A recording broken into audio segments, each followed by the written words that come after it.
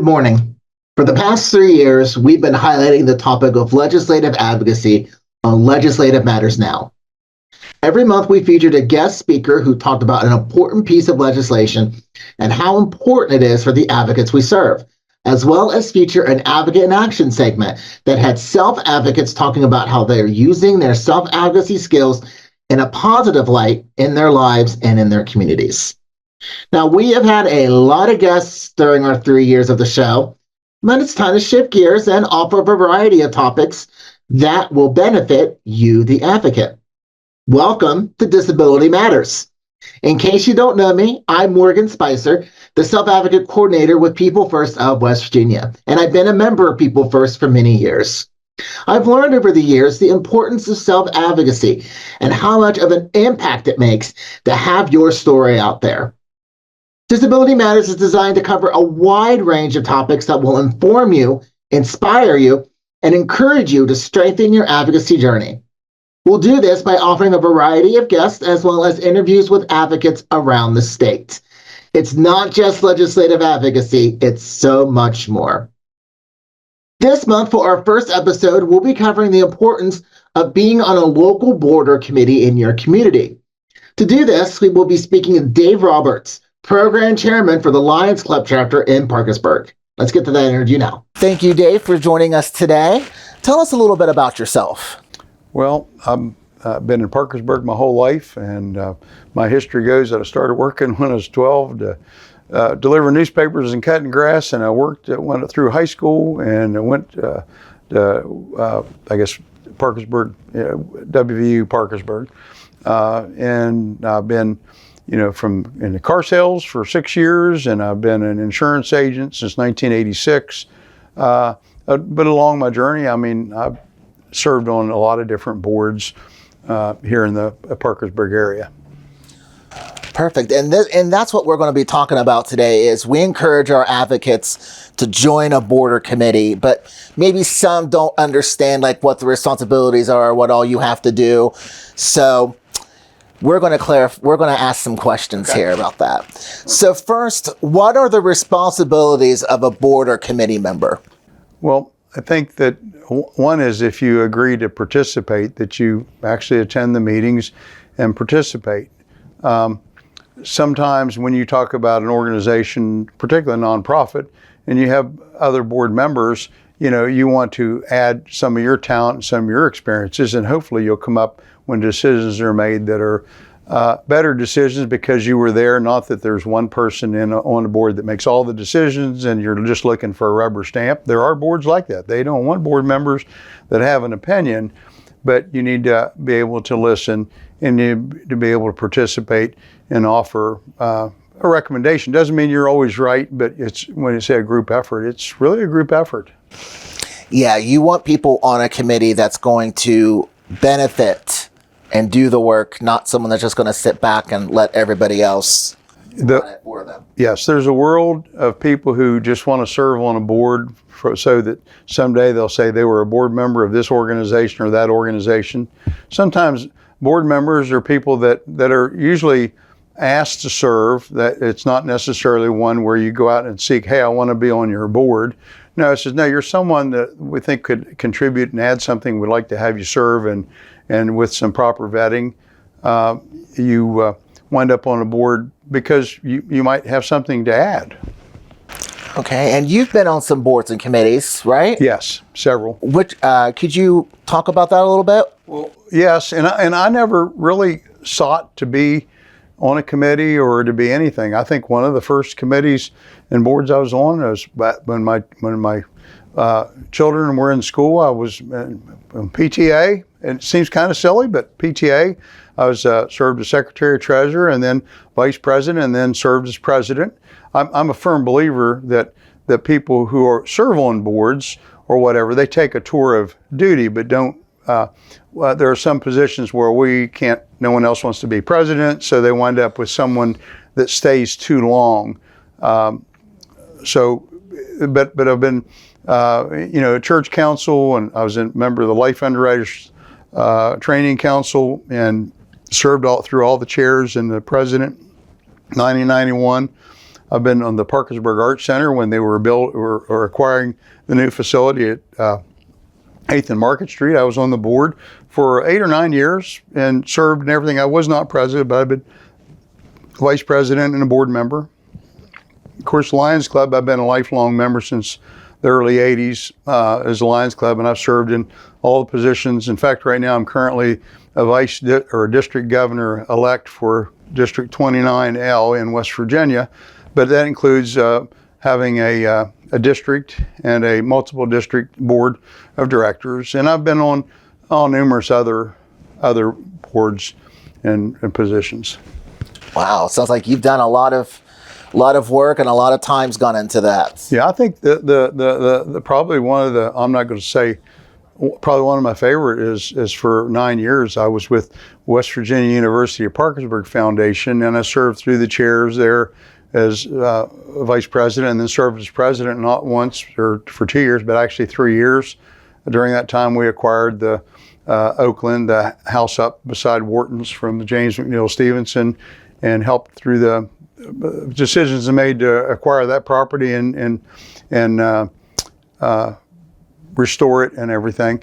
But had a great, you meet a lot of great people and you learn a lot of great things, because you don't bring all the ideas, but through a collaborative effort, you can make some good decisions. And that's what really having board members. That way the executive director may have a great idea and he may be or she might be right, but it's good to have a board to run things through. Say, hey, I want to make sure that I'm ethical and I'm legal and I'm consistent with our mission statement. And I think we all try to serve for growth, to try to improve every day. I mean, I think it's what, and do the right thing. I think that's the important thing. So how much time commitment is required for serving on a board or committee? Well, that would probably vary by the board. I mean, there's some boards that meet monthly, some boards meet quarterly, some boards meet and say, oh, okay, we'll have a short board meeting. I know the Lions Club, we have a board meeting once a month and it lasts about an hour.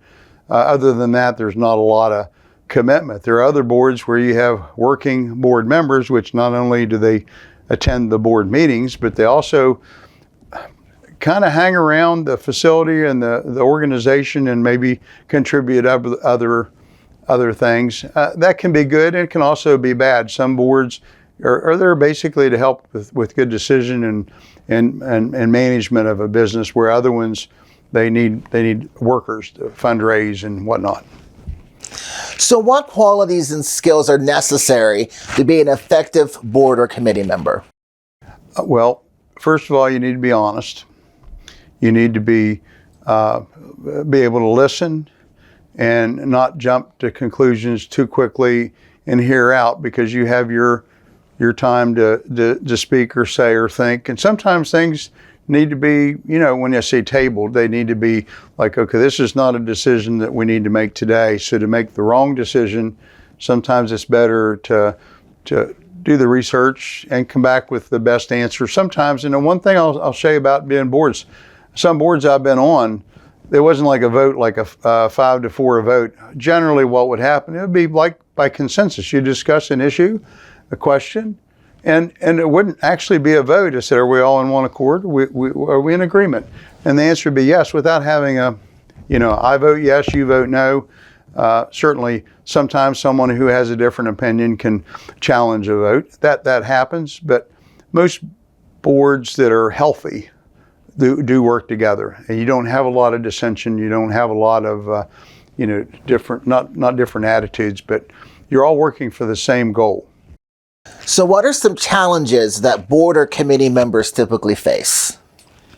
Well, I think that sometimes they're hard decisions. We live in a world where we're trying to do the right thing. We have a litigious society that you may offend somebody for one reason or another, maybe not unintentionally. So, I mean, there are some issues that people say, I don't want to serve on that board simply because I don't want to be obligated to the fallout when things go wrong, if things go wrong. So is there, officer and director liability? I mean, there can be.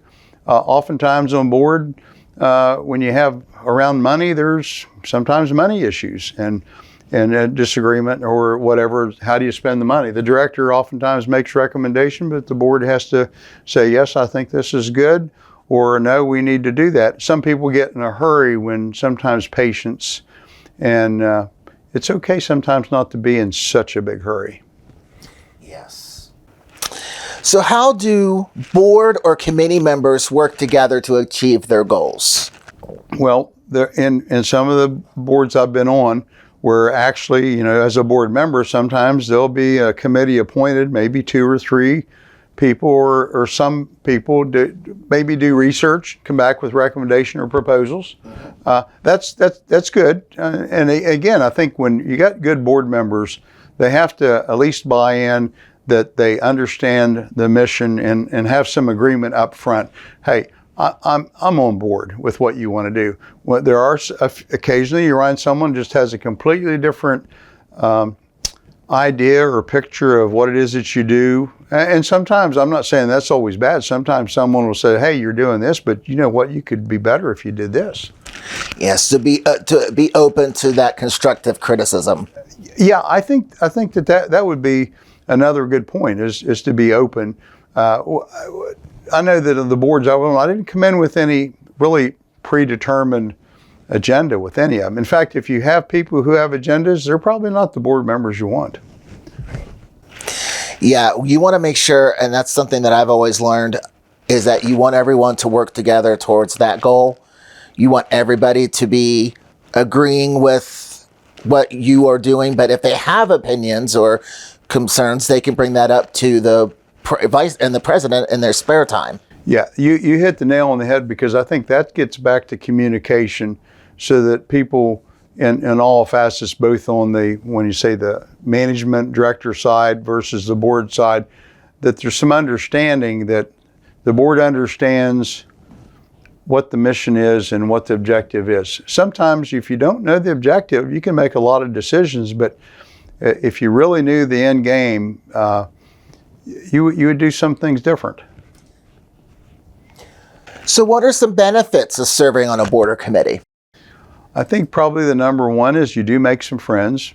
2, if you have some life experiences, education experiences, some insight, you get a chance to, when you say give back, you actually feel like you've contributed. Not for the award or the plaque, or I know there's people that's all about getting an award and pat on the back. I've got my share of awards over the time, unsolicited, and if you ask me, well, where are your awards? I'd have to say, I don't know, in a box somewhere, because that's not why I do the things that I do. But there are some people, it's good, it's also good to reward someone, or at least let them know, hey, you did a great job and we appreciate your support and your help. There's nothing wrong with that. But there are some people that it's not about that. It's about having a plaque on a wall to say, hey, look at what I did.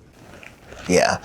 And it's kind of like what my job is, that I tell a lot of people, I don't do it because I want to come to work every day. I do it because I am bettering into the individuals that we serve here with People First. That's the real goal. That's, if I'm able to help somebody, then I feel pretty good about that. I think you hit the nail on the head, because whether it comes from the administration and the management of an organization to the board and everything, I think the bottom line is we want to feel like we have not wasted our time, that we have actually made a difference. Sometimes that difference is for many. Sometimes when you make a difference for one, that's an important goal or accomplishment.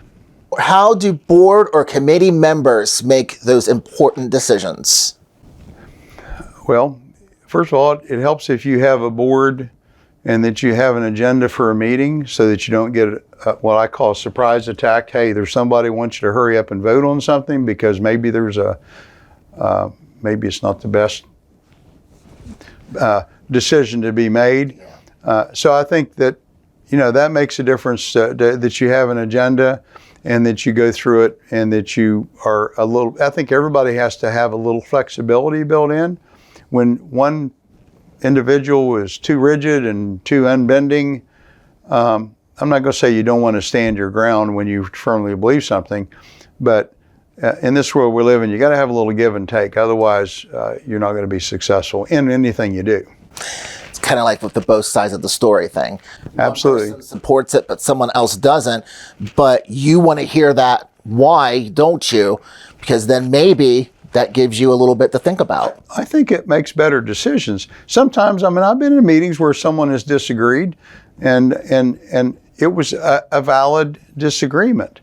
It wasn't a deal maker or a deal breaker. It was not. It's okay to because you don't want to be a board member, and like I've been on some boards where the folks just rubber stamp anything and everything, and in those boards, a lot of bad decisions get made. And sometimes in the organization, and they're not always nonprofits or whatever, someone else has decided how they want it to be, and they'll lobby in the backfield, and then you want good decisions. And again, talk about corporations, it's survival of the organization. Perfect. So let's say one of our advocates want to serve on a board or committee. What is the process for selecting and electing board or committee members?